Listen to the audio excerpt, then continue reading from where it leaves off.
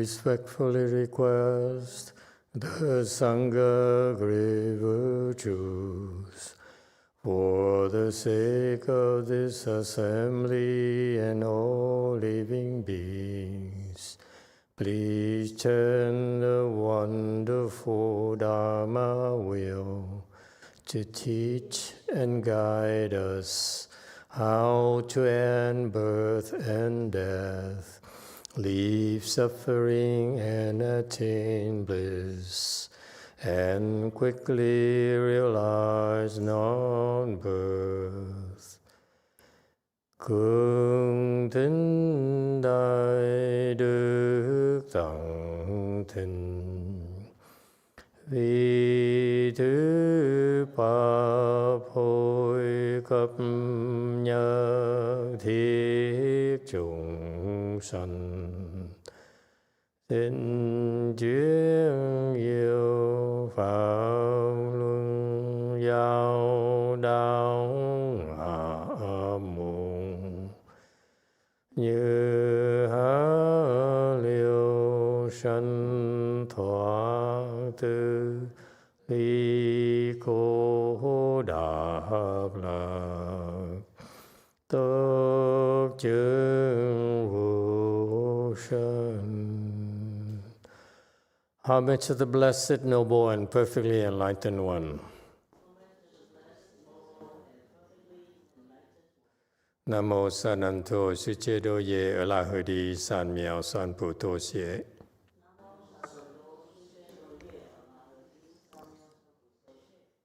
Nam mô Tát Đắc Tha Tô Già Đà Già La Ha Đế Tam Miệu Tam Bồ Đà Thoa.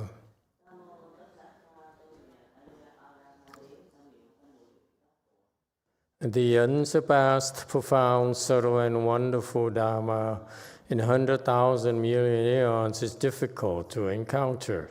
Now that I'm able to see and hear, I will receive and maintain it. I vow to fathom the thus come one's true and actual principles. Wu shang sheng sheng wei miao fa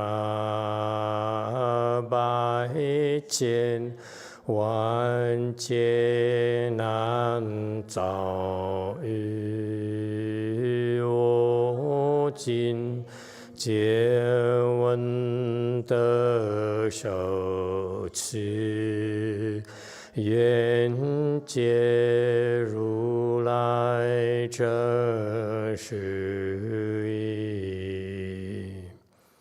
All Buddhas and Bodhisattvas, great masters, sixth patriarch, great master Shenhua, all good monks and nuns, and all good advisors, Amitabha. 诸佛菩萨六祖师父上人，各位出家人，各位善知識，彌陀佛。Chư Phật Bồ Tát kính thưa Lục Tổ Hòa Thượng Thiên Hóa, quý thầy cô và quý vị thiện tri thức A Di Đà Phật. Hello everyone. Today is the 20th of January 2024. We here Way Mountain Temple to continue discussing the sixth Patriarch Sutra. We are on the last chapter here, chapter 6. It's on repentance and reform, on slide of 338. So far, he's been talking about taking refuge, explaining about the three refuges Dharma in Buddhism. And he said to take refuge to the you take refuge to the Buddha, the Dharma, Sangha, and to take refuge to the Buddha. Actually, you are taking refuge to the Buddha of your own, the Buddha inside of you. And there are three of them: the Dharma body Buddha, the reward body Buddha, and the transformation body Buddhas. Okay. And he's in the midst of talking about the Dharma body Buddha. He says, I'm going to teach you to really understand what Buddhas are about, your Buddhas are about, the Buddhas inside of you are really about, so that you have no misconceptions about it. Okay. DTT question. 마스터 복에 대해서 질문이 있는데 집에 있는 사리를 모시기 위해서 스투파를 사는 거는 제가 복을 소진하는 게 아니겠죠? Master, I have a question about blessing. I have a sharila in my home. So if I buy the stupa for the relics, is it wasting of my blessing? You have sharira at home, and to buy stupas to house the relics, is that a waste of blessings? Of course not. Everything has its proper places, okay? So if you have the objects of worships, any kind of objects of worships, you're supposed to put them in a place where the proper places, and preferably adorned places. Therefore, to buy stupas to house relics is a good idea. Okay? It's never wasted. All right? So what you're doing is, when you buy a stupa, you are making offerings to the stupa, to the relics yourself via the stupa. And that's, in other words, you're making offerings to the Buddha yourself. Because according to the Buddhist teachings, the relics are basically a part of the transformation body of the Buddha. All right? So you're making offerings to Shakmini Buddha yourself by buying a stupa. 마스터 그러면 어디까지 그러니까 집에서 그러니까 노스님께 받은 사리가 있고 저희 집에서 나타난 사리가 있는데 지금 현재 사리를 어떻게 모시고 있냐면 그러니까 저희 서재방에 있고 가장 높은 곳에 있고 사리랑 같은 위치에 선화상이나 마스터 관련된 책만 같은 라인이 되어 있는데 그냥 매일 3배씩 드리는 걸로 공양 말고 또 다른 어떤 물이라든지 추가의 공양이 필요한 걸까요? 어떤 공양 올려야 되는지 질문드립니다. At my house, I have relics received from Master XC, and then some relics appeared in my house. So I put them in the highest place, and then I bow 3 times a day. And what else should I offer to relics? What offers the relics? Yeah, how can I make offering to relics? When you see the Buddha, what kind of offerings you want to make to the Buddhas? And you do the same kind of offerings to the relics. Okay? So typically, we recommend that you bow to the Buddhas, you bow to the relics. That's always works, always universal form of offerings. And you can light incense, you can get flowers, you can offer fruits and whatever, food, whatever, if you feel up to it. Okay? So all sorts of suffering, all sorts of offerings are okay. 현재 3배만 하고 있습니다. Right now, I'm just do 3 bows. Well, that's good. All right. Offerings are not limited to any form. If you feel like it, the more kinds of offerings, the more different types of blessings you have. Yes, 9. Thank you, Master. We have a question here from Twee. Good evening, Master. My paternal grandmother's health seems to be declining, along with her awareness of her surroundings and ability to communicate her needs. She is currently under hospice care at home with us. She already has a pre-49 days plaque. Is there anything else we should be doing for her spiritually at this time? Thank you, Master. Okay. So she's on her last legs of her life, and therefore it's good that you prepare her for the journey, the next journey of hers. It's an excellent idea. She's very blessed to have someone like you to help her out.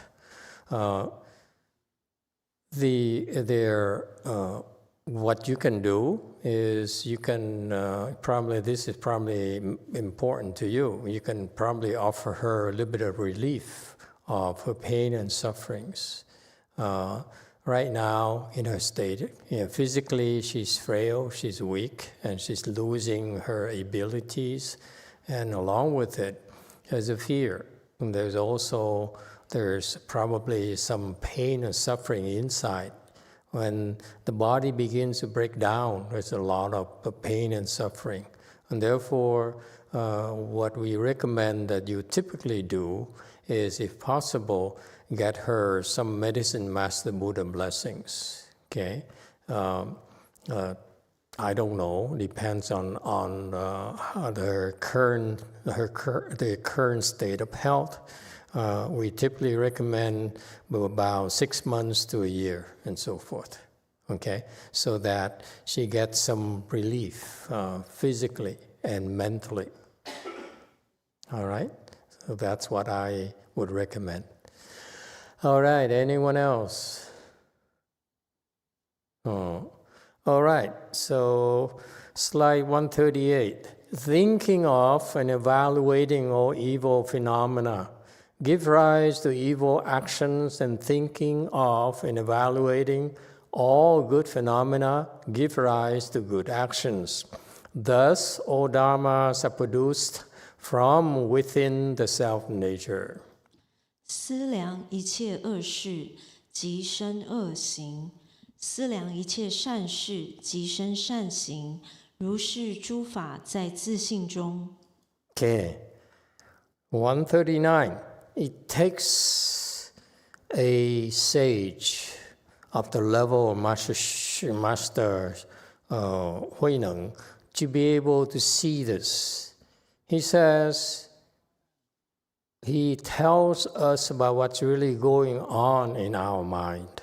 He says, when we think of and analyze and evaluate evil things outside, when you look at evil things and we think about it and we react to it and then we assess it and we evaluate it and analyze it, okay?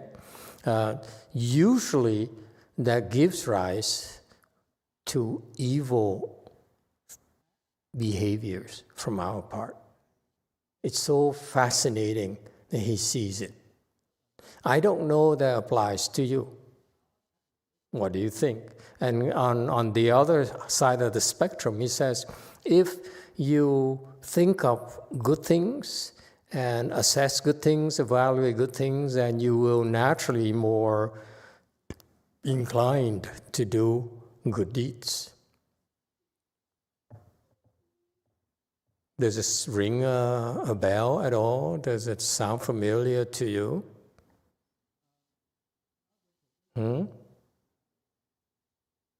Yes, one.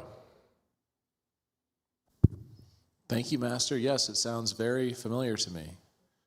A recent experience I had was traveling back east to where I'm from. There's a Renaissance fair that happens every Saturday. And I'm accustomed to usually going to temple on Saturdays. But this time I went with a friend to the Renaissance fair, and it's just like drinking and singing and carrying on. I wouldn't say it's evil, but it was quite a difference of being in temple and cultivating compared to, just pure entertainment on a Saturday afternoon. So that's my familiarity with this, yes. Anyone else? Okay. Of course, evil here has different degrees of evil. You can have light evil or heavy evil and so forth. So we're talking about bad things. That's bad things that are happening in the world. And whether you believe it or not, why don't you consider this? It may not be visible to you, but if you believe this, it may affect how you raise your children, doesn't it? Think about it. if you care, you should be more careful, then you should pay attention to what kinds of friends your children have. Because, it's so typical to me. I don't know about this, but I know that the good advice for parents is watch the kinds of friends that your children have. Because if they are bad ones, your children are not in good shape. To me, so this is that is an example of this particular teaching here. Do you agree or disagree? I found it so interesting when I heard a parent said, that I'm watching over my son's friends. I make sure they have good friends and dissuade my son from befriending bad boys and so forth. And that rings a bell to me a long time ago. When I heard that mother talk like that, I said, wow, how interesting. That makes so much sense. And that's a manifestation of this teaching. If that happens to your son, it happens to you too, because we are easily influenced. If we spend a lot of time near evil, doing evil things, and being near, befriending people who are no good, okay, then our mind is predisposed to do bad stuff already. Isn't that right? So this is not psychology, but this is common sense. This is what really goes on in our minds. And you ignore this at your own risk and perils. I watch my friends, I watch people that I hang out with. That is so important. Okay, so I'm very proud to see that when people bring the children to the temple, maybe they're bored, maybe whatever, but they're being exposed to kindness, to compassion, to hopefully good thinking people, good people. We're trying to be good. And that is so helpful. It creates a lasting impression of what they're supposed to be when they grow up, Yes, 9, did you want to say something? Thank you, Master. I just was thinking about it as you were talking. Sometimes when we meet with friends, we go out to dinner, sometimes they talk about movies that they've seen or something on television or something on cable or whatever. And it seems to me when I hear them talking about it and they're talking about some kind of deviant storyline that they find fascinating, I find that I just kind of watch them. Why, I don't know. I'm not really participating because I haven't watched that movie or watched that show or something. But they kind of get into it, and it's almost like they accept the behavior as normal. Yeah. When it's really deviant. Yeah. And they know it's deviant, but they're kind of fascinated by it. Yeah. Oh yeah, well this person, but they're really some strange person, but they're really, it's just like total deviant behavior. And after a while, I just got to change the subject because I don't want to talk about it, And you sort of lose interest in spending time with such people. I was working out there in the world, and I was working for these very rich and powerful people. And when you get closer to them, when you see how they look at us, look at the employees, you realize it's like a master and slave kind of relationship. It's disgusting that they look at you as something that they use to be used and discarded. It is, to me, was such a revelation. I said, this is what I'm going to be when I get up there. And I said, my God, I'm not sure I can like myself. or my wife, my future wife would like me this way. You know, it's so interesting to me. Yes, 9. It's not necessarily evil. We're talking about, you know, these negative thinkers, negative thinking, unwholesome thinking. Yeah, I remember that my daughter's work experience, they hired her and they lied from the beginning, and she didn't know because it was her first job. Mm-hmm. And then she started to work at this office in San Francisco. First thing, one of the highest person from that position, from that district, told everyone, be selfish. That was the first thing he said to everyone who just got hired. So the time goes on, she starts to see that something is wrong with the people who works there, because they're just like you said, they treat the new people like slaves, and they trick them. They are very deviant. They are not sorry for anything, and they're just cutthroat. And a lot of people start to do drugs, and then that become norm in that department. And then whoever they got fired and rehire, same kind of people get hired, same type of people. And someone who was really nice from the beginning, but then he started to change his behavior and becoming very strange at the end. That's what she observed. Mm-hmm. And the work environment was very toxic, mm-hmm. and that really affected everyone who works there. Mm-hmm.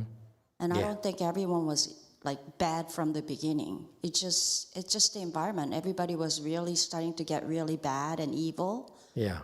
And just they couldn't stop it. So you see, thank you for sharing that experience. You know, this is so important. You go to work, and the work culture is so important. If someone tells you that it's okay to be selfish as long as you meet the quotas and so forth, oh my God, that's a terrible way to make a living. You know, the better things. You will not like yourself, okay? And you're going to bring it home to your family. It's a terrible, terrible thing to sell yourself to that, okay? And so I heard so many stories like that, and I myself went through similar experiences, and this brings to this is the rationale behind it, if you will. The wisdom is incredible. Okay, there's so many ways to express it. You near red, you become red. Okay, near black, you become black, and so forth. That's what this is about. Okay, be very careful about what others around you are thinking. Huh? Interesting. Yes, JC. 예, 아미타불 마스터 최근에 유튜브나 뭐 넷플릭스 같은 그 매체들을 통해서 어떤 드라마나 어떤 걸 시리즈물 등에 저희들이 이제 손쉽게 노출될 수가 있습니다. 네, 여기까지 부탁드리겠습니다. Recently, there are lots of YouTube and Netflix series, and then we got exposed very easily. 그래서 어떤 그 드라마 같은 그 시리즈물들 같은 경우는 특히 제가 느껴지는 건 이제 희로애락이 많이 느껴지기 때문에 그런 시리즈물을 예전에는 그냥 여과 없이 봤었는데 최근에 이제 보면서 이게 에너지가 좀 고갈된다 그래야 되나, 좀 이렇게 탁해진다고 느껴질 때가 있었었고, 그래서 이런 넷플릭스 같은 시리즈물을 계속 이제 자기도 모르게 이게 중독돼서 보는 것도 좀 안 좋지는 않을까 하는 이런 생각이 들었고, 그래서 최근에 근데 알면서도 이제 저도 모르게 슉 하고 계속 보게 되니까 이게 좀 아니다 싶어서 연불이나 이제 그 능엄 심주를 하다 보면 이렇게 좀 그 시리즈물에 이렇게 좀 반영된 그런 생각들이 좀 떨어져 나가는 걸 느꼈습니다. 그래서 이런 동영상 콘텐츠 드라마나 이런 것들을 시리즈물을 보는 것도 그런 좀 자성이 좀 오염되게 할 수 있지는 않을지 좀 여쭈고 싶습니다.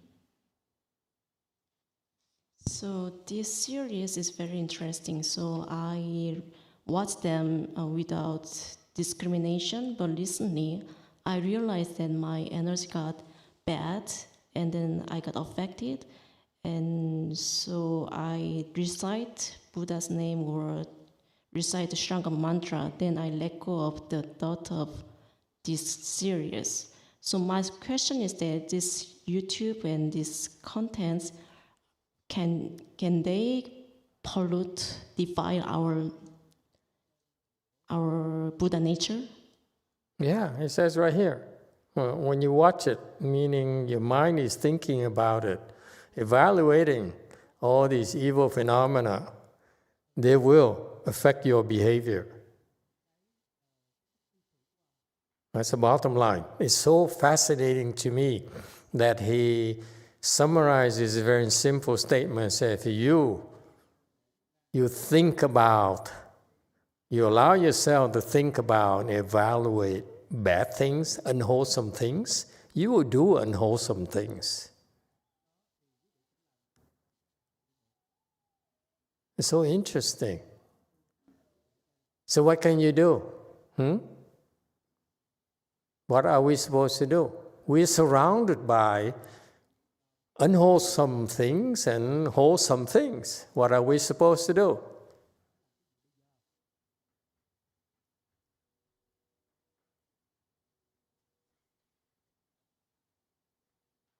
If you want to help your children, you better know how to deal with it first yourself.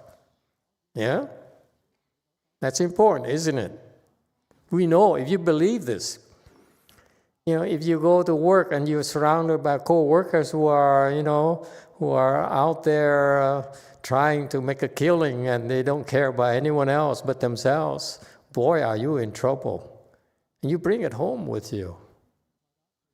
So what are you supposed to do?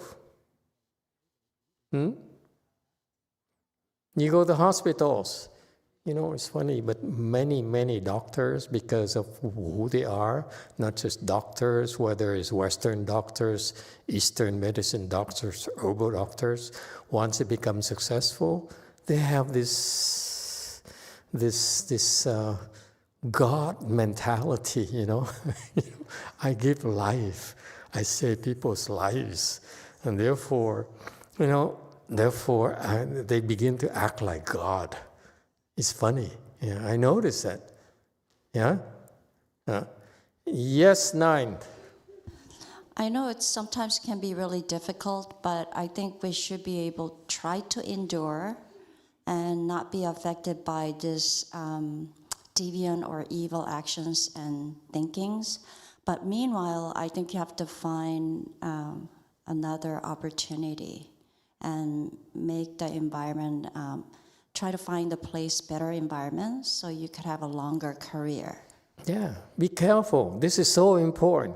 For you to start out in your new career, for young people who starting a career or people who are switching jobs, make sure you go into the right places because it has long-term consequences to you and to your family.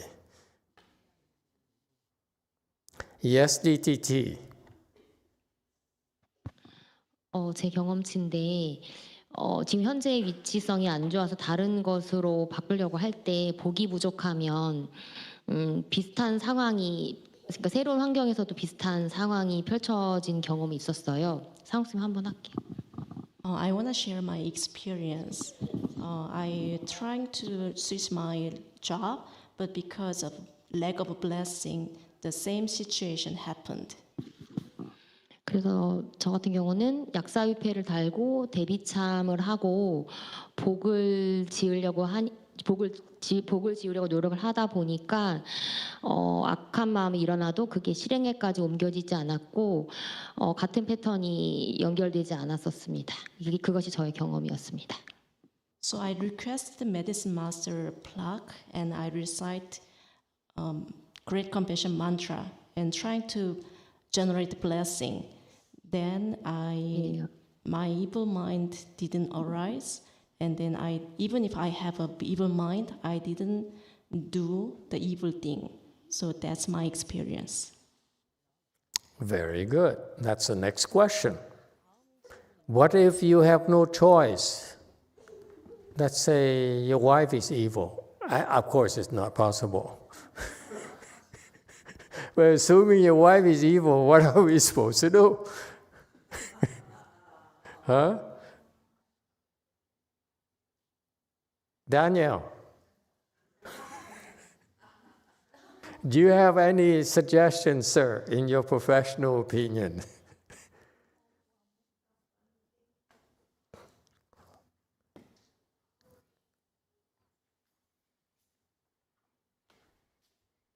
Poor guy, just want to sit in the corner, relax a little, and get pulled into this evil and good thing.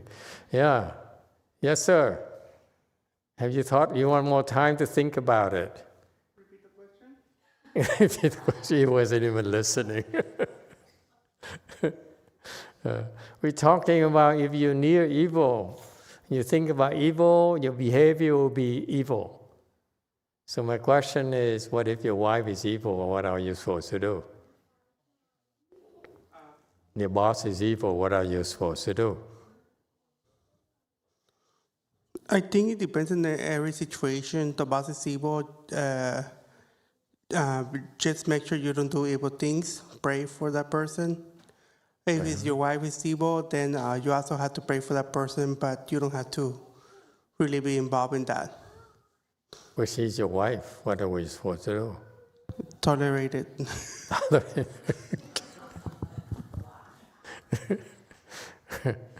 Okay, that's very Catholic, yeah.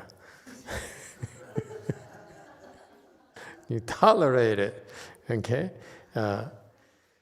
It's a tough one because you have to be aware of the limits, your limitations. Okay, we practice chant because part of the chant practice is to not act upon our impulses. Yeah? You sit there and you say, oh, it hurt too much, let's move. That's unbuckle. And you taught and you train to not unbuckle as long as you can. Okay? And so part of the chant training is for you learning not to act upon your impulses, whether it's evil or even good. Okay? And so this is your first line of defense. You cannot control who's evil, or the nice person who could have an evil stretch, and they go crazy, okay? And you have to deal with it. Yeah? And so that's why you have to learn not to act upon your impulses, not think about things, okay? Because what Chan teaches you is that when something happens, you don't let it stick. They throw this like the pasta al dente. They throw pasta at you and they just fall off. That's Chan. Does it make sense to you? Okay? You have to learn. This is your best self-defense. They throw things at you and it falls off. Don't blame them for being evil. Don't blame them for your afflictions. You have to endure it, okay? And not act upon your afflictions. That's chant. All right? And this assumes that you recognize evil and good very clearly. It is so clear that, for example, when, like Sarah's example of the boss coming and say, can be an SOB, and this is how you fit in here. You can be totally selfish. You know, that's a wrong philosophy of life, of work. You know, that's not very healthy environment. Get the heck out.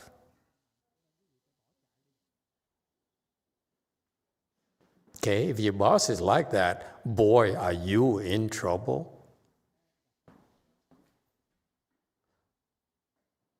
If a wife like that,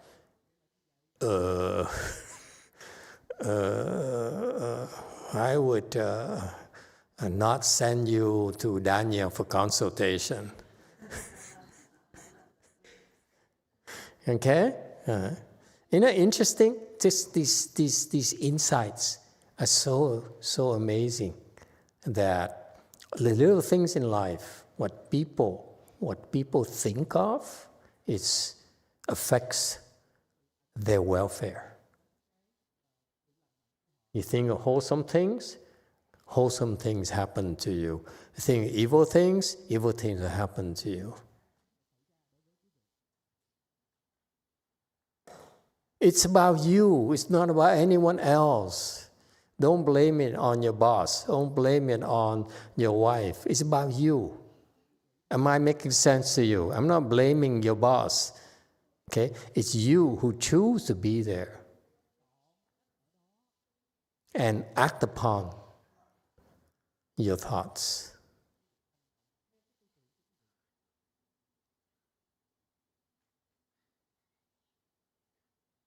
All right? That's a life of misery, let me tell you. If that's how you choose to live your life. To me, it's not worth it. Okay, it's easy for me to say it because I'm out of the system, but I really appreciate the insight here from the sixth patriarch. Okay? You can't compromise because what you're thinking, you have to pay attention to whether your thinking is wholesome or unwholesome. It's so important. That applies to you, it applies to your children. Okay? And all dharma is produced within a self-nature. So because of this, okay, this is part of the dharma body Buddha, and therefore it has both good and bad, okay? In this universe. You can never say that I only want wholesome things. There's always the unwholesome things in this world. Choose carefully. Yeah? 140. This is like the sky, which is always clear, and the sun and the moon, which are always bright, so that if they're obscured by floating clouds, it is bright above the clouds and dark below them. 如天常清，日月常明，为浮云盖覆，上明下暗。 Okay, 141, commentary slide, okay? It's like the sky, which is always clear, and the sun and moon, which are always bright, okay? So now he uses an analogy to give you an idea of what's really happening in our lives, in the world, in the universe, okay? I just think about it. How many people, how many teachers, professors you've been to, and they talk about the universe and see where we fit in, how what we do is connected to the rest of the universe? Only in Buddhism, only in Avatamsaka Sutra, and only in Chan you see these kind of teachings. Isn't it interesting? The scope of the vision of things they talk about is humongous. Only people who have no wisdom will want you to only know this small thing about you and your life and your small petty gains. That's all you're encouraged to think about. And it's okay to cheat. It's okay to be selfish. It's okay to steal. Because if you get away with it, why not? Because if you don't, someone else would. Okay? It's nonsense. And so he's giving the analogy of the sun and the moon, and so lives are these floating clouds that will come and go. Yeah. All right, and it will be clearer here. 142. If the wind suddenly blows and scatters the clouds, there is brightness above and below, and the myriad forms appear. The worldly person's nature constantly drifts like those clouds in the sky. 忽遇风吹云散，上下俱明，万象皆现，世人性常浮游，如比天云。 Okay, so he says that the nature of our life is like transient, like these floating clouds. Okay, and sometimes it's cloudy and you can't see anything, sometimes dark and sometimes bright and so forth. And therefore, that's the nature of our lives. Okay? 144, good knowing advisors, knowledge is like the sun and wisdom is like the moon. Knowledge and wisdom are constantly bright, but if you are attached to external states, the floating clouds of false thought cover the self-nature so that it cannot shine.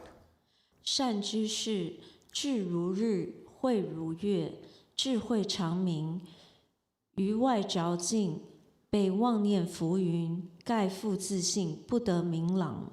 Okay, and so he said, you see, so this is very, very much like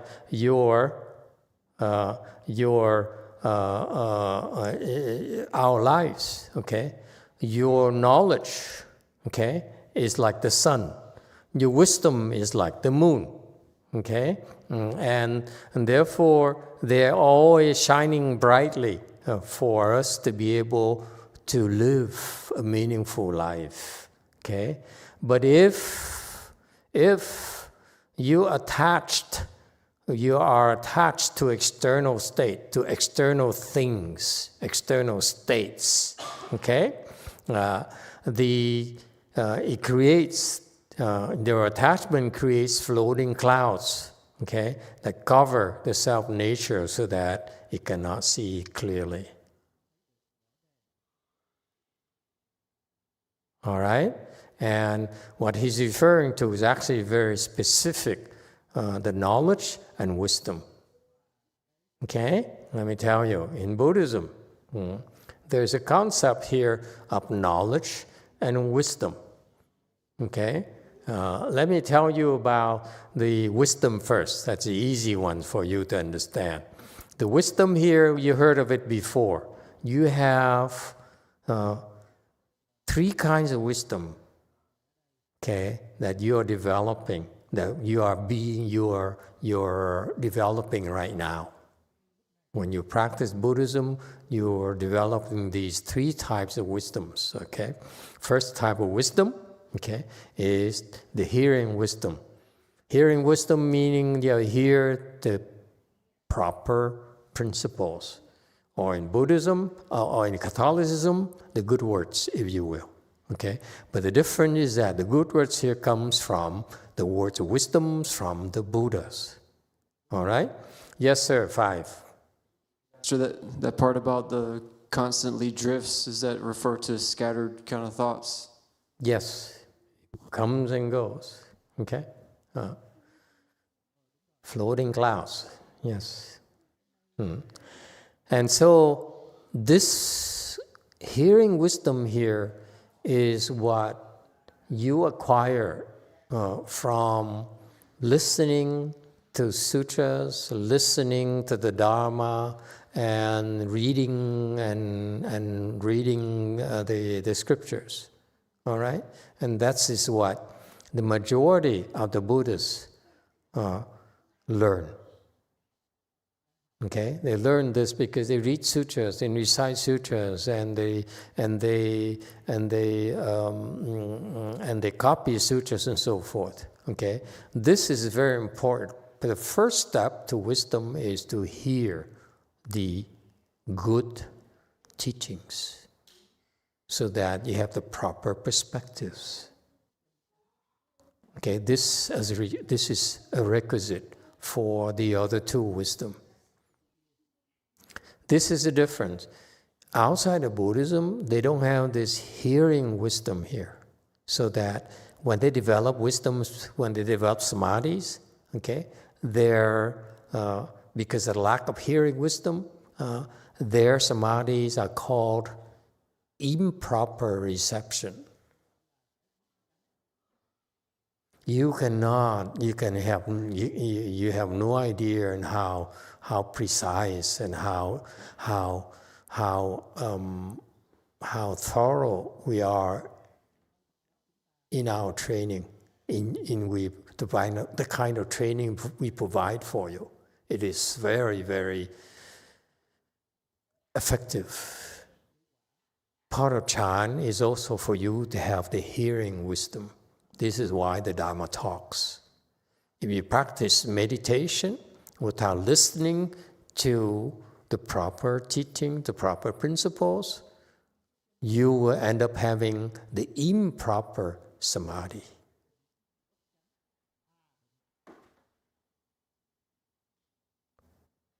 I can't stress this enough. This is why in Chan, we always do give you Dharma talks and give you a chance to ask and question us and have your doubts resolved. You don't have to believe it, but the fact you're hearing it, okay, is extremely helpful to you. It plants Vajra seeds in your Buddha nature, which will sprout in the future. That applies to the children who listen to it, that they get the same benefits as we do. By the way, your cats, same thing. Okay? So this is why the Dharma talks, the Dharma lectures, sutra lectures are incredibly important. If you're a teacher, you need to pay attention to this, because you're providing the great seeds for the people.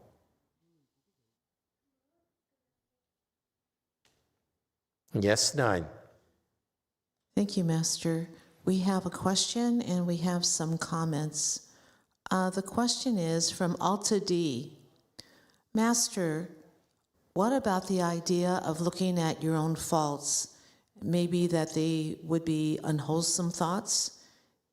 Isn't that important to see our ikya? Amitabha.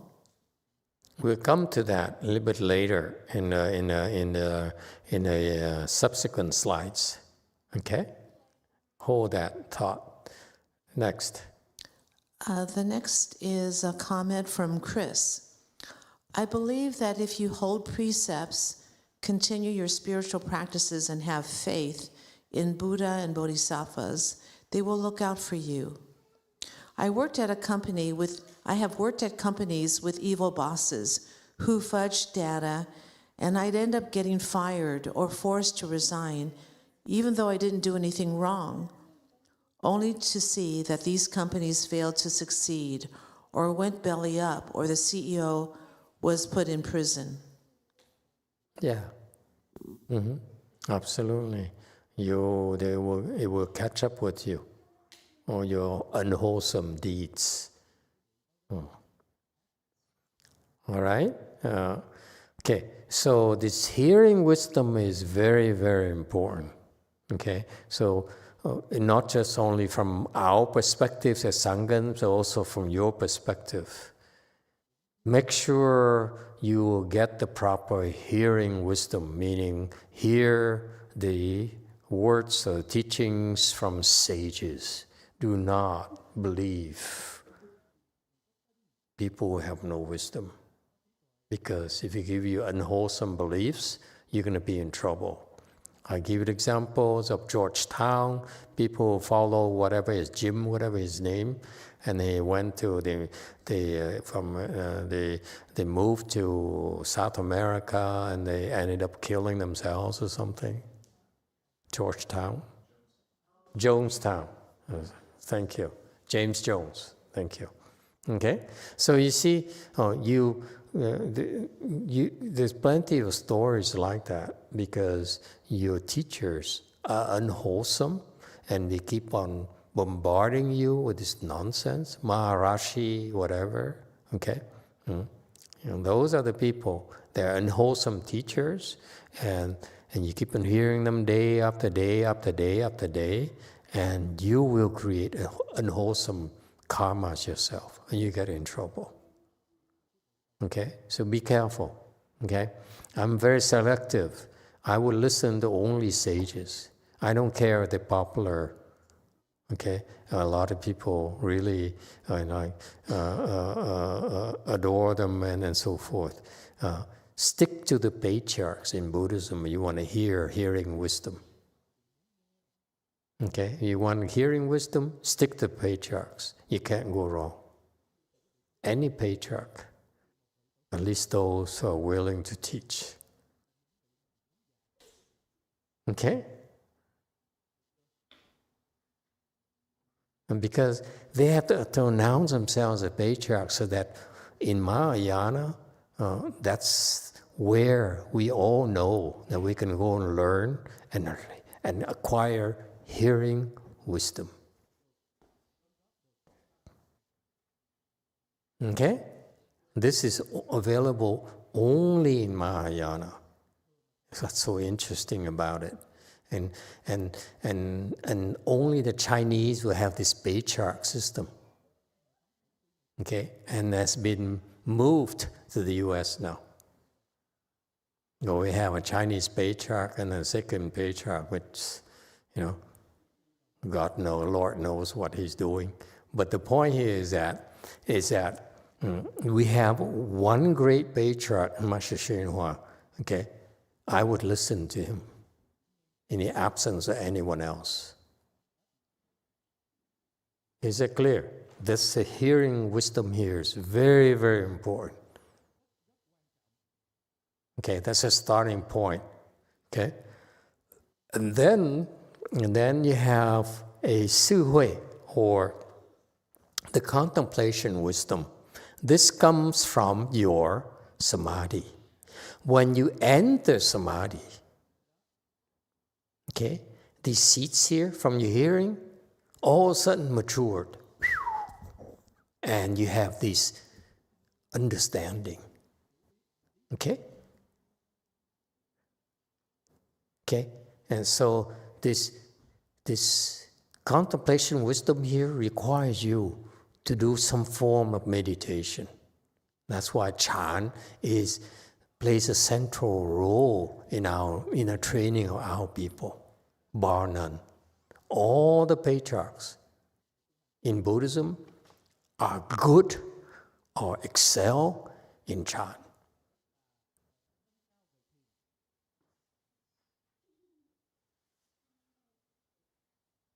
Okay?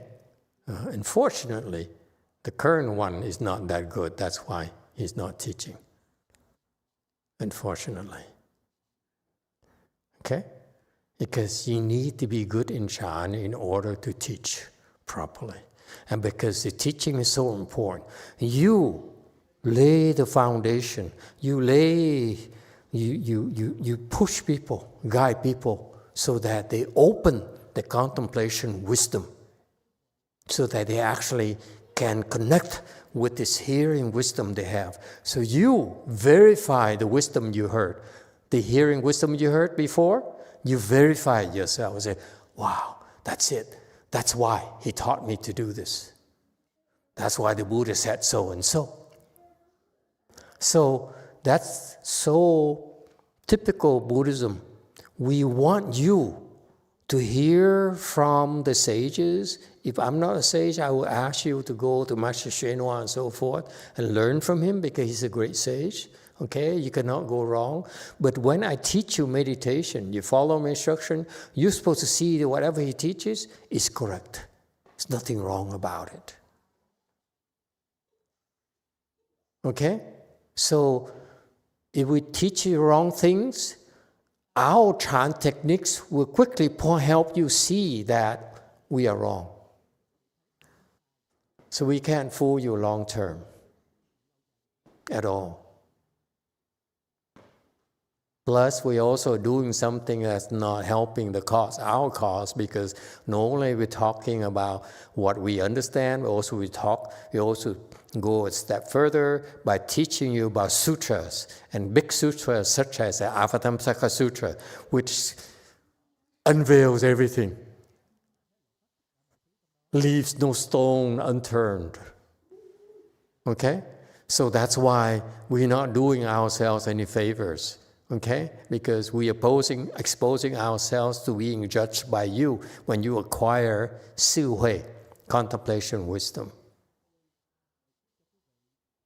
We can't hide. That's why you can't do it. You should not do it. You should hide. Okay? Don't teach. In Buddhism, we can't. We can't fake it. Yes, JMT. 가짜로 척할 수가 없습니다. 네,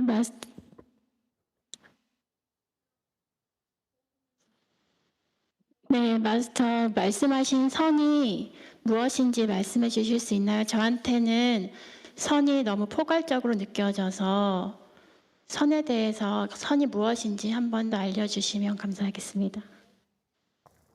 Master, could you explain what Chan is? Because Chan is too broad. So could you explain one more time? What Chan is? Yes. Everything you do at the temple is Chan. Everything.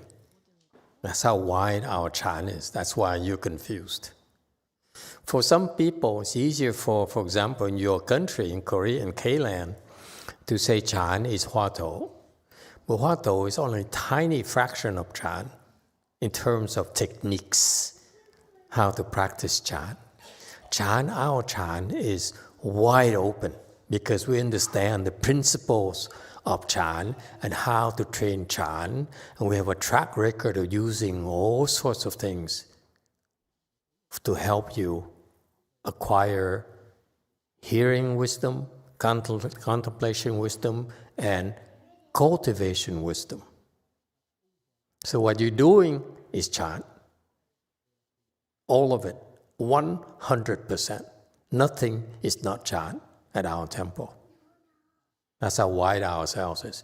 For example, to be specific, I go to Korea and do a Wan Yin Chi, it's also Chan. All right?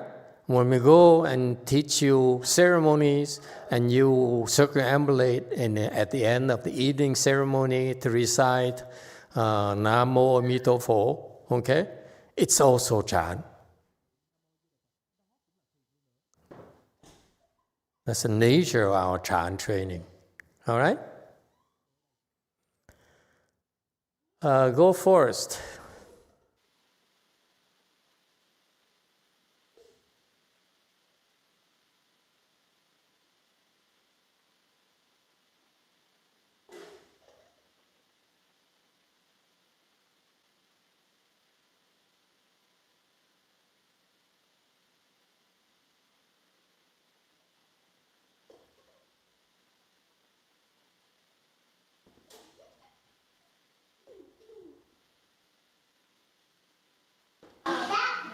That one's fine.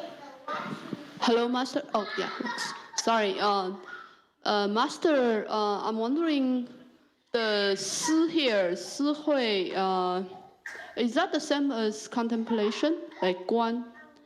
Yeah, contemplation. Si is basically Guan. I know that some school of Buddhism, they insist that they interpret the Si as thinking and analyzing, and they are very focused on doing that, just for your reference. So I'm a little bit curious here why Si is Guan, because the Chinese is slightly different.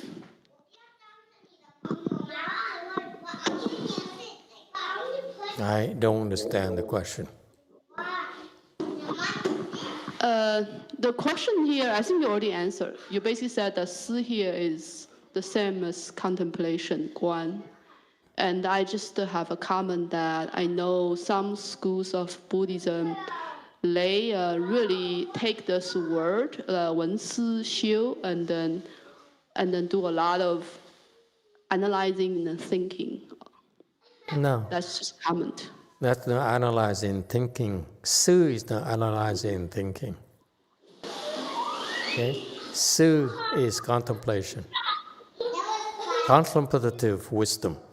the wisdom that arises through your contemplation. So that's the first kind of wisdom you acquire through our Chan training. Never mind about the others. I don't care what the others do.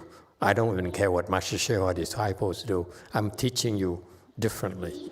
Okay? I want you to understand that the Su here, Su Hui here, number 2 here, the contemplative wisdom here, is what you naturally develop when you practice Chan. Okay?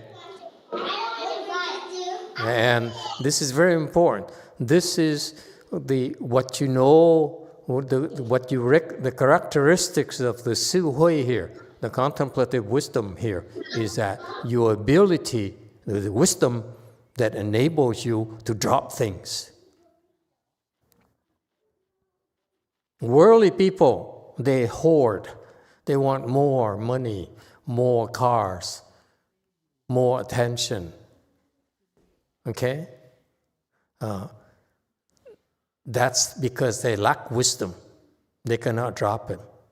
Whereas in Buddhism, one indicator of wisdom is that you're able to drop.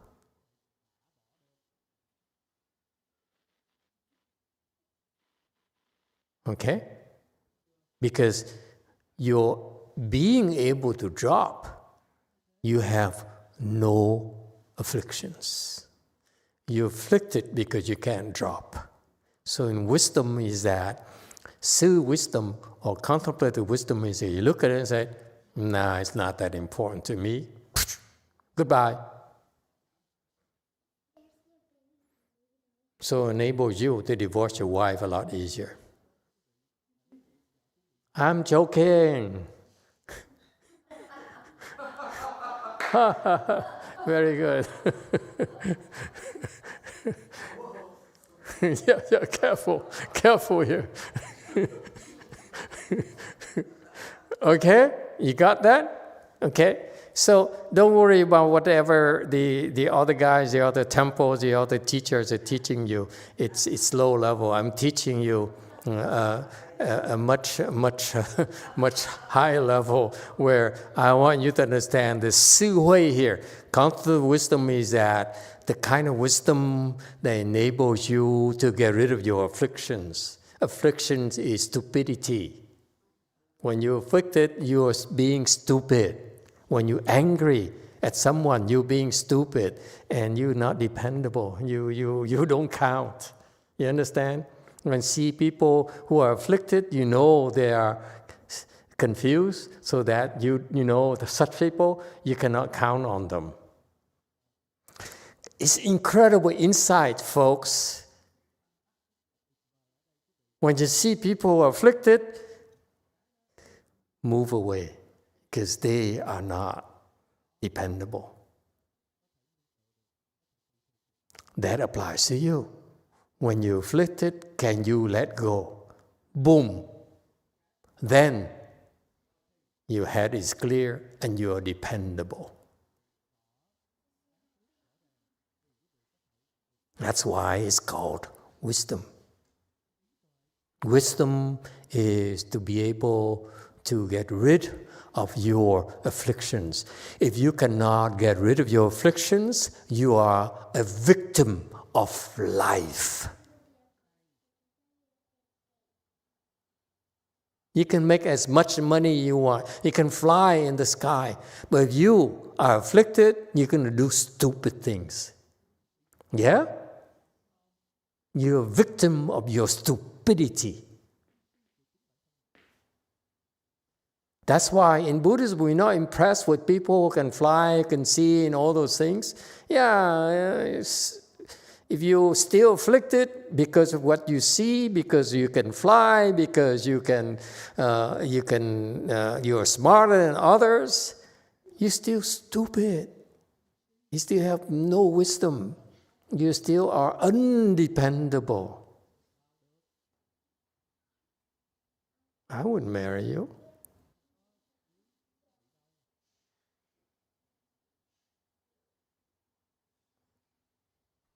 Is that clear?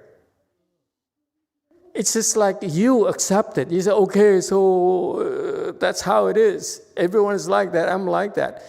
In Buddhism, we say, no, you don't have to be a victim. You can be better. I can be better. You can be better.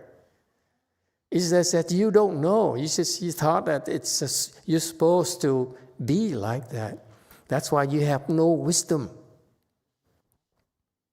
Just the fact you have hearing wisdom, okay, literature wisdom, okay, is only the first step. You have potential.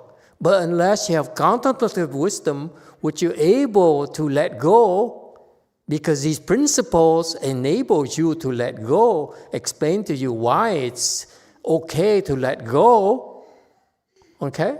It makes sense to let go. Then you have no real wisdom yet. You only talk here at literary wisdom. You only talk.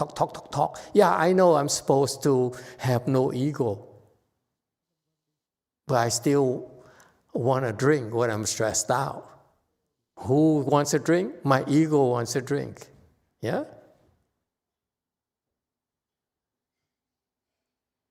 Is that clear? So here is theory. You talk. Okay? That's why Master Hsu Ha called 口头禅. You practice chan in your mouth. Yeah. Your wisdom is only intellect. Your intellect, your knowledge, okay? You talk up a good game, okay? That's considered wisdom because you know the principles. This is important, but it's not complete yet. You need to go to the next step, which is contemplative wisdom, where you actually identify with, are able to act upon what you heard, to rid yourself of your afflictions and take control of your life instead of being a victim like the rest of the world. Questions, comments? Okay? So that's why once you have the contemplative wisdom, you need to go a step further. You have cultivation wisdom where you actually see, contemplative wisdom is about yourself. You can free yourself from your afflictions. Cultivation wisdom is you help others. You free others from their afflictions. That's Buddhism. Because if you love your child, wouldn't you want to help her, free her from her misery and her sufferings? That's Buddhism. How can we ignore them? How can we ignore the fact that our parents are suffering? Our grandparents are in dire shapes. How can we ignore them? Yes, none. Thank you, Master. Brady has a comment that he's making. He says in regards to what you're just now talking about, eventually letting go becomes easier. Absolutely. Okay? That's how your contemplative wisdom grows bigger and bigger and bigger. It's a work in process, in progress. You don't ever stop. Okay? You get better and better. Okay? That's the process.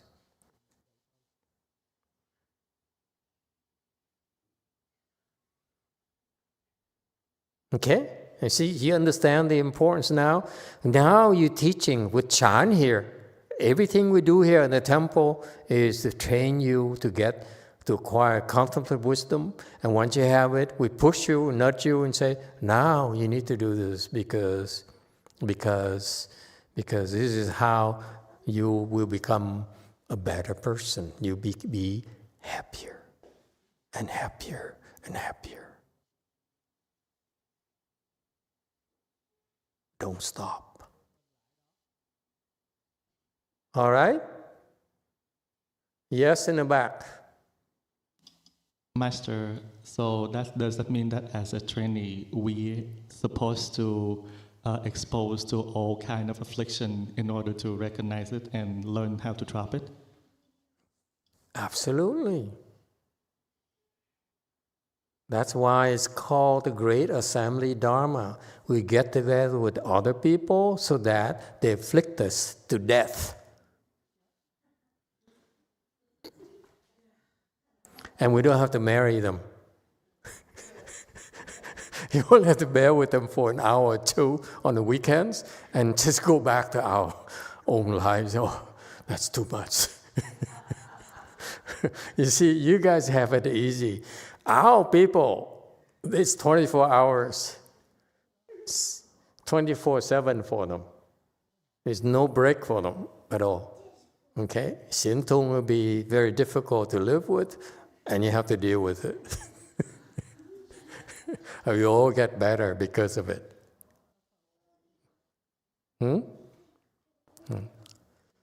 All right. So it's funny, somebody laughed, and I said, what about the cultivation wisdom here?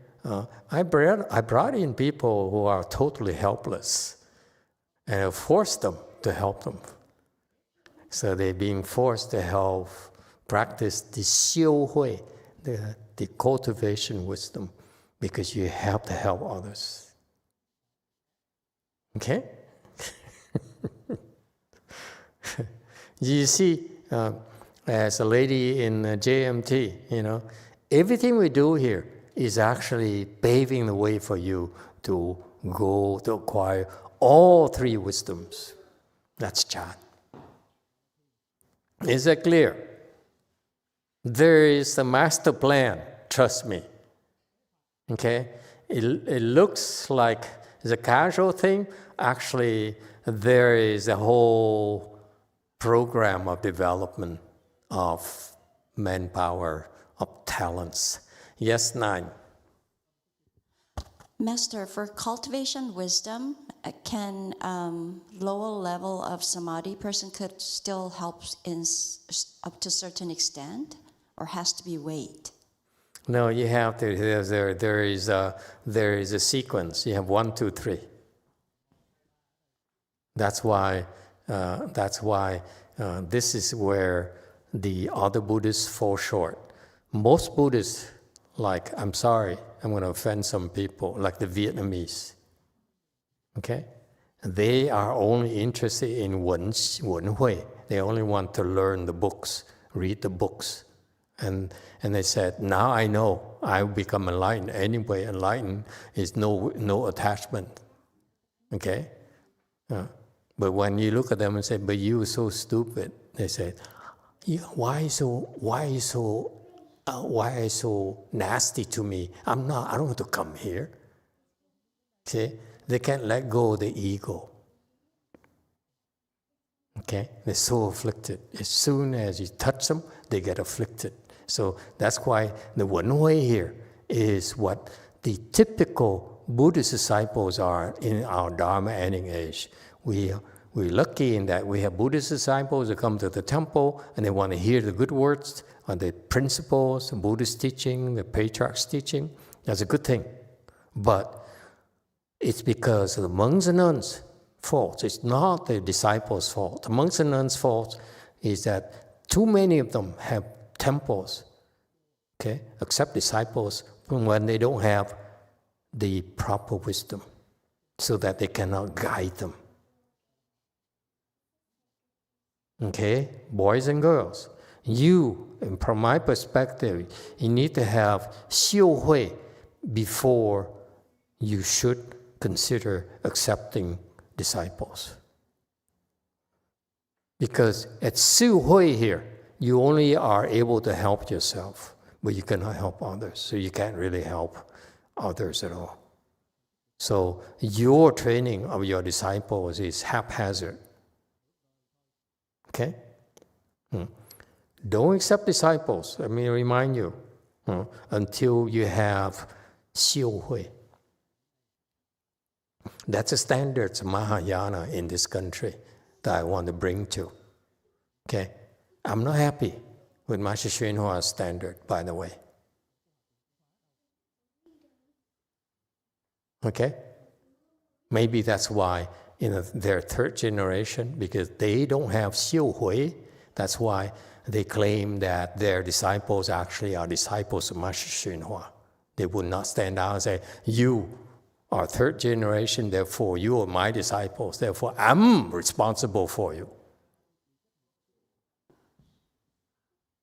Okay? That I'm not happy about. Okay?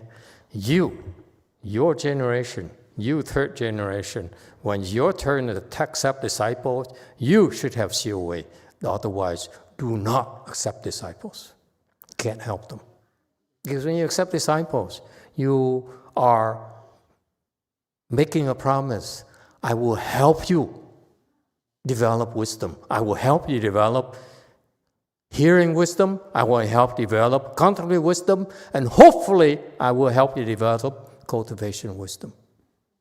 Why? Because I know that you want to help your parents. You want to help your children. Don't you?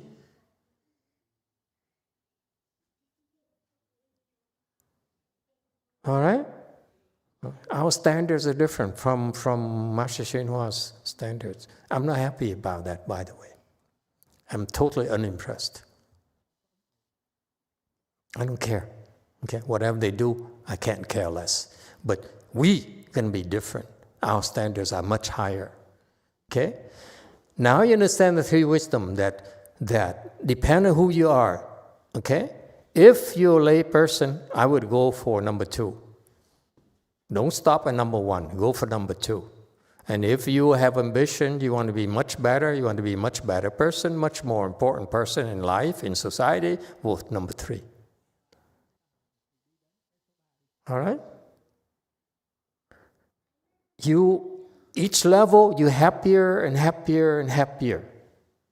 That's why it matters to you. Yes, go for us.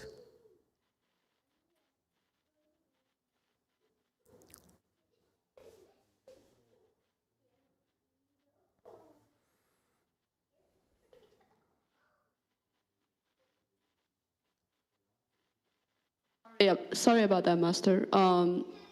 I wonder what is the level of the Xiu Hui, the third level? The Samadhi level. Samadhi level. You have various different levels. Yes. Yes, 9. Thank you, Master. We have a question here, but before I'd like to thank the YouTube audience that we have, and we hope that you are interested in learning from this lecture. And if you're interested in doing so, please like and subscribe. Thank you. We have a question here from Zihong Sao. At what level, Master, do people have cultivation wisdom? Thank you. Okay, let me go to that. That goes back to knowledge. Okay, you first have this wisdom here, which must be useful to the world. Wisdom is supposed to be useful to the world. Wisdom must be for the purpose of serving society. Wisdom is not meant for you alone. That's not called wisdom.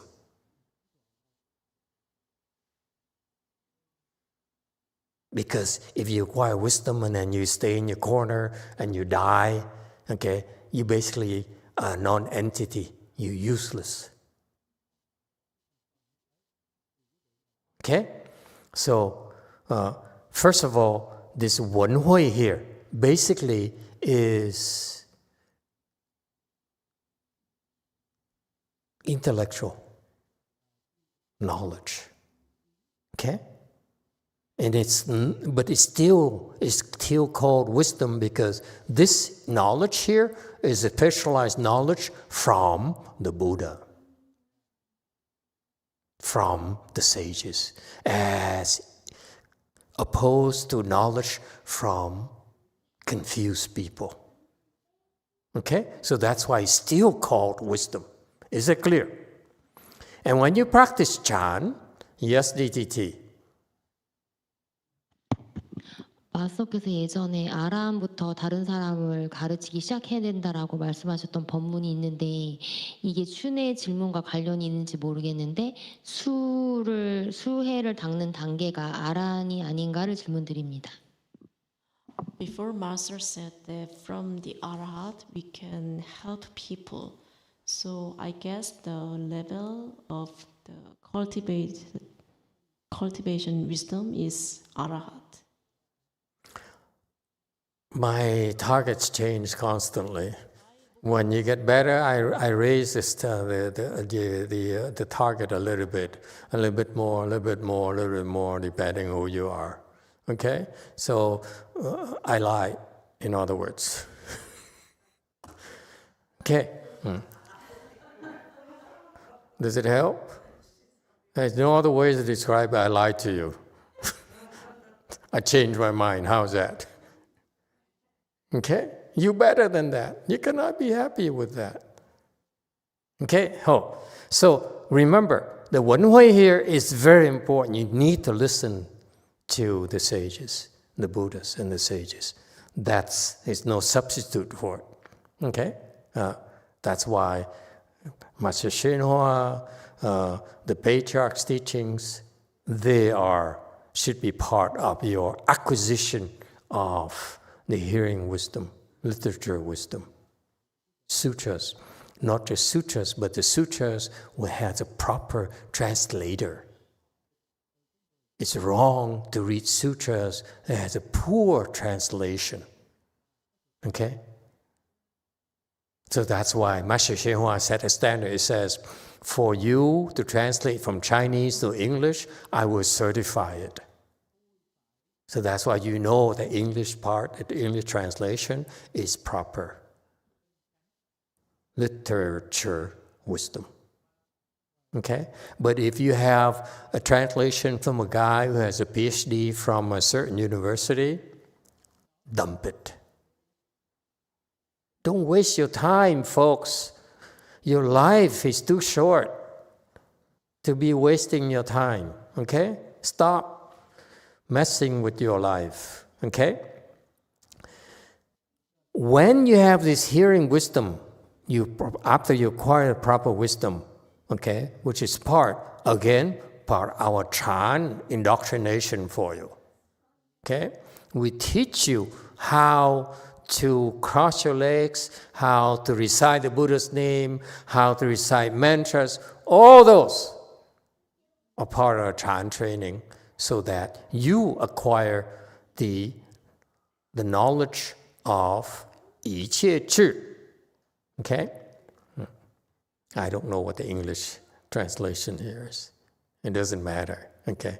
It doesn't matter. I want you to understand the concepts. Okay? Names will come later. Okay? All knowledge, if you will. 一切 is all. This is knowledge. All knowledge. Okay? And that, okay, by definition, is that you're able to recognize the marks. All the marks.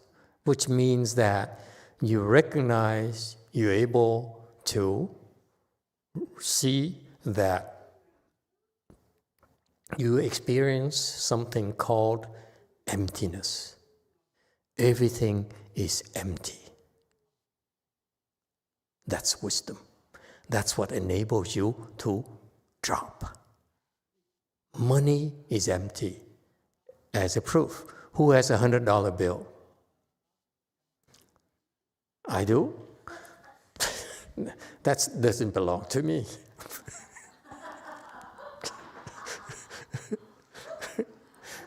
Okay? See, now he's ready. He's prepared. Thank you, sir. Okay? Look at that. Okay? That's an example of all knowledge. You can let go of a $100 bill just like that.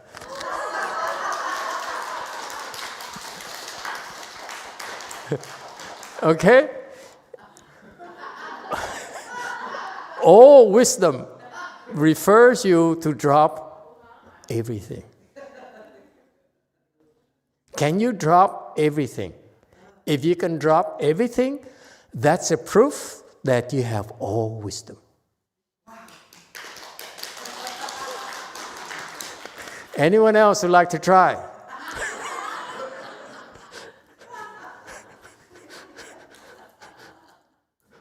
No? No takers? Korea, I do take Zelle and PayPal. Yeah? Pastor Z, go ahead, pass around a bucket.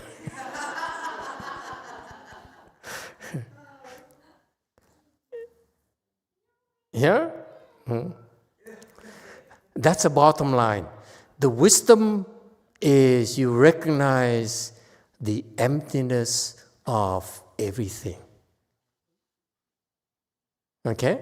And that is the wisdom that you acquire from, the knowledge you acquire from 智慧, contemplative wisdom. This is what it means. You're afflicted. Someone insults you and say, "You are so ugly." And of course, you were offended, right?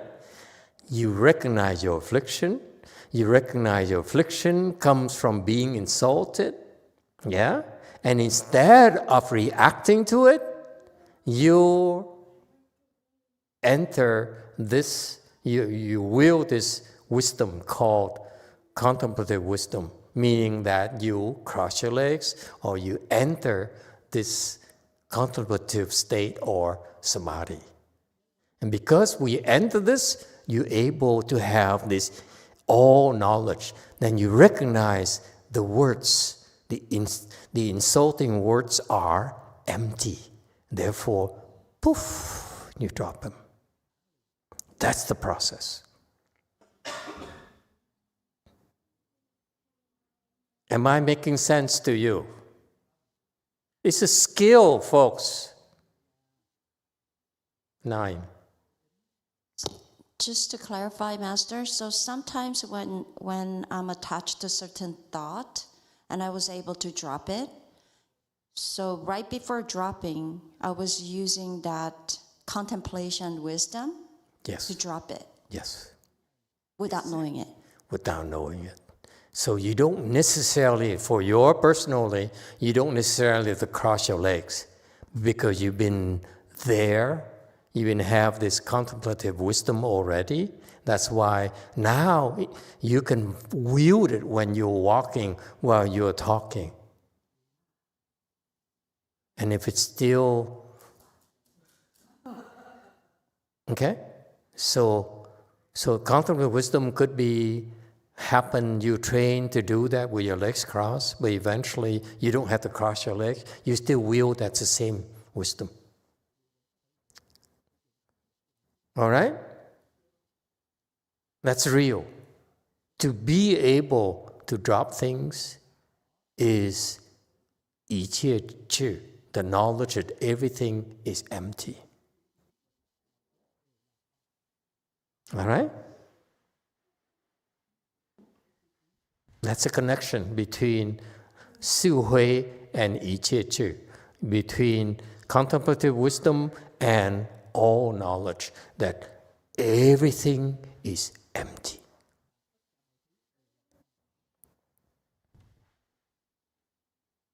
Including you. Is that clear? So, again, it's wisdom because when you're activated, you're able to drop. You fail to activate it, you cannot drop. So you have a choice. When you're with your wife, you don't want to drop it, do you? You better suffer out of love. Okay? Through thick and thin, through richer and poorer, and all health, and through health and through sickness and whatever, all those things, all those vows you made, the things you promised her, you better hang on to them. You better follow through. Therefore, you promise to suffer and go through the thick and thin with her. Therefore, That's your choice. But when you can't take it anymore, okay, you say, excuse me, honey, I need to go to the restroom.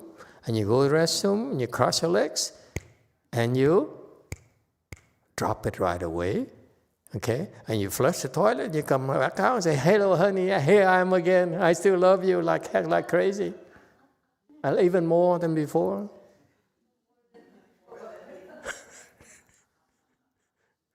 Isn't that cool? That's Buddhism for you. Buddhism is not for you to run away and hide in a corner. That's useless Buddhism. This Buddhism here is living Buddhism, real Buddhism, real life Buddhism. That's why I have people here at the temple who would butt heads with you until it hurts, and hurts like hell because it's stronger than you, so that you have a chance to practice contemplative wisdom. If they butt heads with you, guarantee it's going to hurt. Guaranteed. Okay? That's why what do? If you run away, then you never be able to overcome it. You keep on coming, eventually you develop contemplative wisdom faster, and you're able to rise above it. It no longer bothers you. Yes, one. Thank you, Master. I've been taking notes, just trying to keep up. So I understand it. There's the three types of wisdom are hearing, contemplative, and cultivating. Is that correct? Yes. And apologies if you've said this already, but I'm not clear. What's the difference between contemplative wisdom and cultivating wisdom? It's the next level up. When you're there, then I explain. It's clearer. Okay? This is an overview for you because there's so many of you who have these three wisdoms already, by the way. Okay? Many of you have been through this already, 1, 2, or 3 already. Okay? Now I'm giving you the lay of the land to see why, how, to help you realize you're there already, so I give you more details. And when those you are not there, eventually you get there. Okay? It gives you comfort to know that people have been there. People in this great assembly have these three types of wisdoms, these knowledge as well. So the knowledge is that, all knowledge is that you look at everything and you say, wow, I am not afflicted by anything in the world when I choose not to.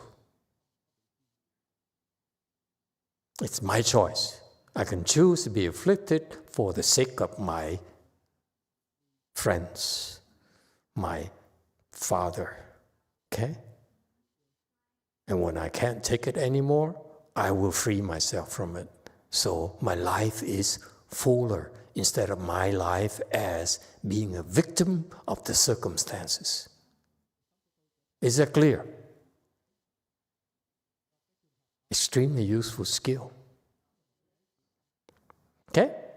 That's why you have this all knowledge.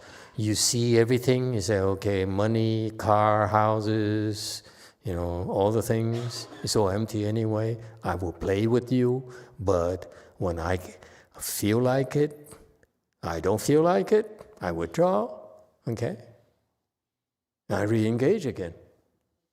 It's my choice. Whereas you don't have the choices. You're a victim of your own afflictions. So the point here of 一切智, all knowledge, is that when you should know that life is overwhelming and you're overwhelmed by your afflictions, draw upon your contemplative wisdom to restore balance and clear your head. That's what you're supposed to know. Okay? And when it's time, I will tell you. Now you have contemplative wisdom. This is my role. I tell you, you there.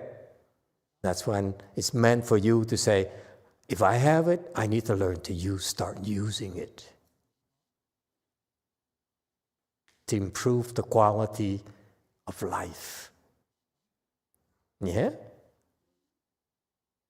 That's chant for you. All right? Number 2.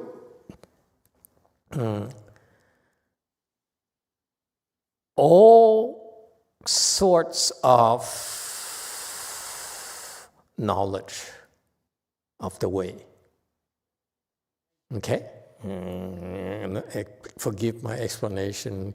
I'm sure eventually you find better names for this. But I want you to know the second knowledge here is a knowledge.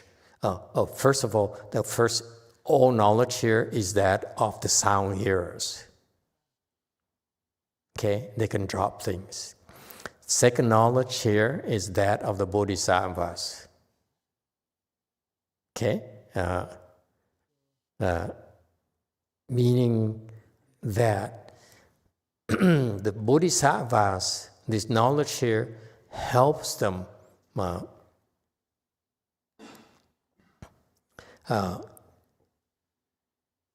differentiate. So the wisdom is much more advanced. Their knowledge is much more advanced than the other one, as the first one. So the bodhisattvas are taught because of their training to acquire the cultivation wisdom. They will acquire this all sorts of knowledge of the way, meaning that they are trained to develop how to help you better.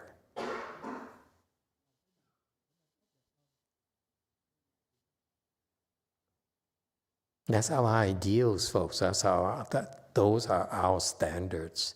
We train you so that eventually you have enough wisdom to help others. And so this knowledge of all sorts of the way is how to help better.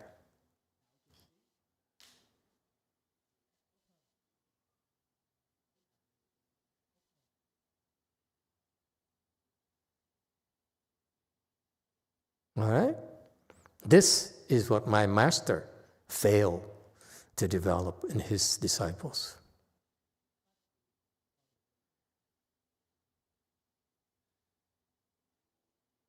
They only are encouraged to help themselves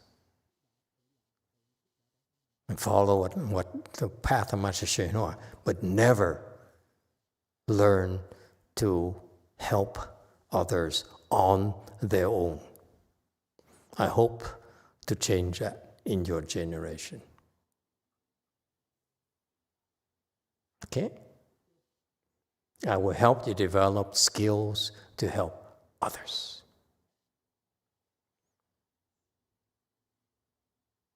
The knowledge on how to help others.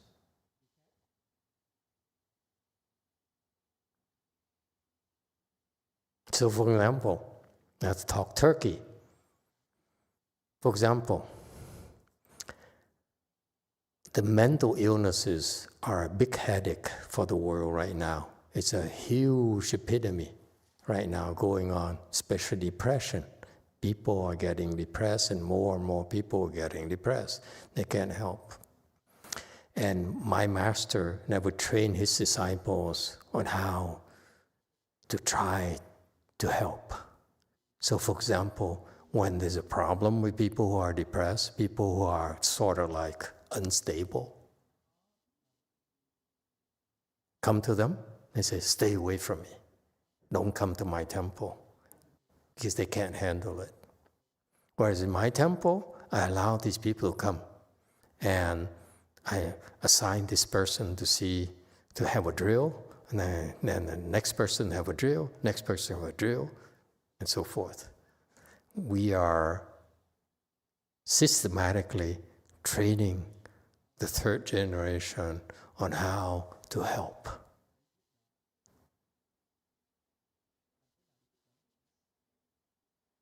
Okay? And that shows we're not afraid of anything. Whereas when our losers come over there and bring the problems, we say, get away from here. Okay? We don't want you here. Because my master never trained them how to help.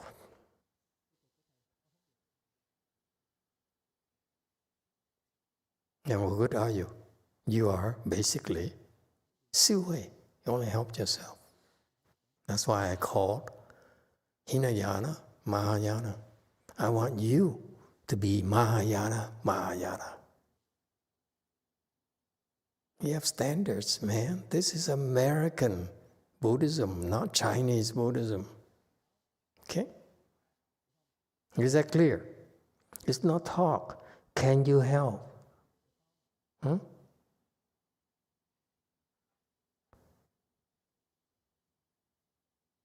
How can we hear that young people are killing themselves?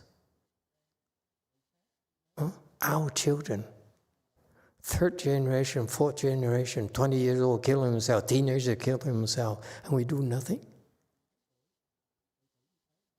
How could we? How can we?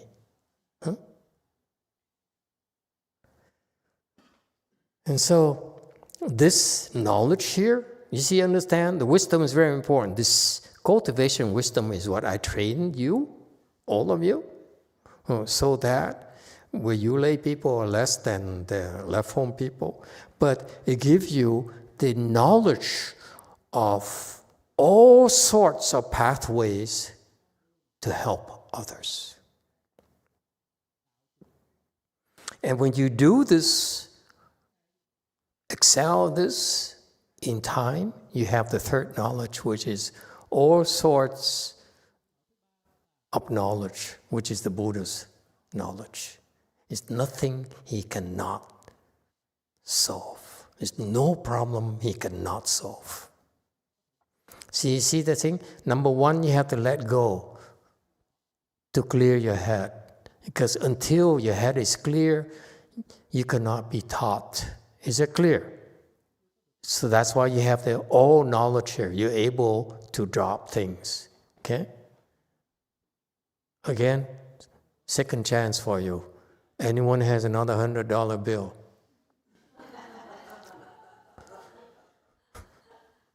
XP, JC, go ahead, ask them. Do you have any money on you? See, they all say, oh, not today. Do you take plastic? We take plastic too. Okay, you got that? Okay, so you,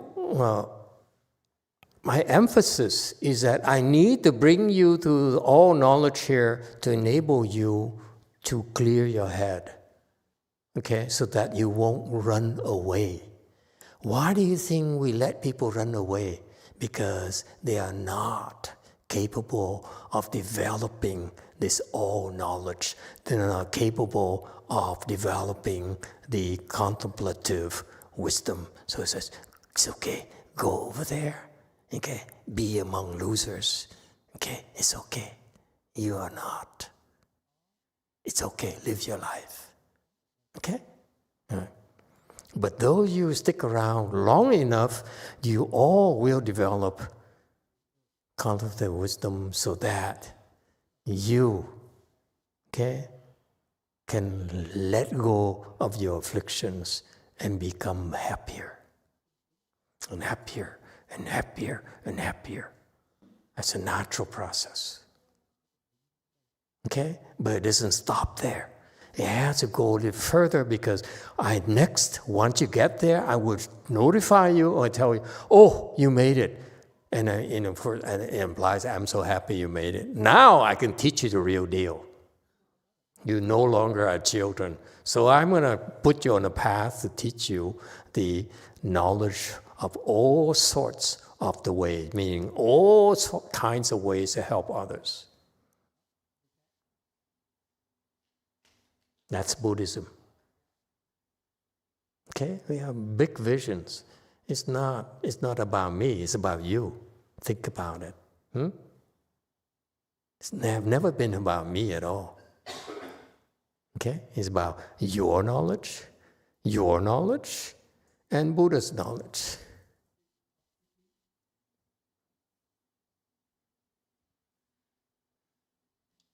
So there's a parallel between knowledge and wisdom. You see that? Because you have this wisdom here, you're able to develop this all knowledge. More, this all knowledge will grow as you first develop this contemplative wisdom. Then I tell you, then you develop this all knowledge more and more and more. Meanwhile, I push you along so that you continue. As long as you don't run away, then you will be help to develop this cultivation wisdom, which then enables you to develop this knowledge. Is that clear?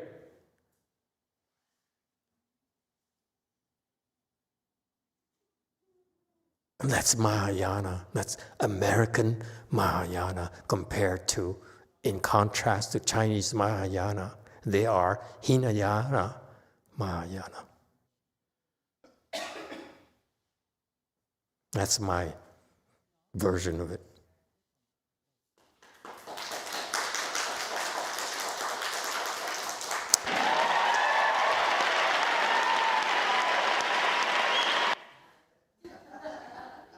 Yes, go first.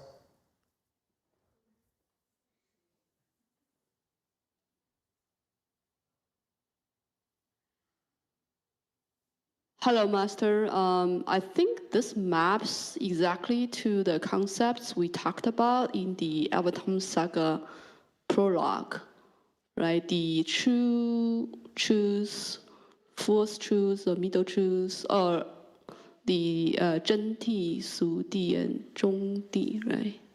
The three different wisdoms. Yeah. Okay. Thank you, everyone.